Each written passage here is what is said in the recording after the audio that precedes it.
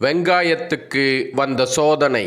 இந்த மண்ணுக்கு சொந்தமான வெங்காயத்தை சின்ன வெங்காயம் என ஆக்கியது ஒரு வந்தேரி வெங்காயம்தான். தற்பொழுது சின்ன வெங்காயம் என சொல்லப்படுவதுதான் சில 10 ஆண்டுகளுக்கு முன்பு வரை இங்கே வெங்காயம் என அழைக்கப்பட்டது.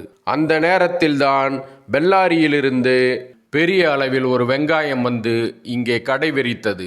தொடக்கத்தில் அது தன்னை பெல்லாரி வெங்காயம் என்றுதான் அழைத்து கொண்டது. பிறகு எல்லோரும் தன்னை பெரிய வெங்காயம் என்றுதான் அழைக்க வேண்டும் என ஆணையிட்டது.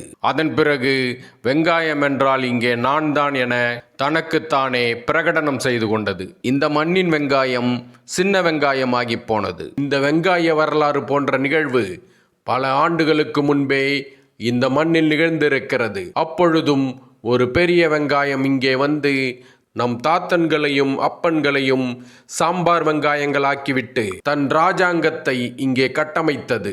இங்கே இருந்த நம் சாம்பார் வெங்காயங்களுக்கு அதன் சூழ்ச்சி அப்பொழுது புரியவே இல்லை. காலப்போக்கில் உண்மை புரிந்த பொழுது ஐயோ எல்லாம் போச்சே என புலம்பத் தொடங்கின. அந்த புலம்பல்களை கண்டு பெரிய வெங்காய வியாபாரிகள் எள்ளி நகையாடினார்கள்.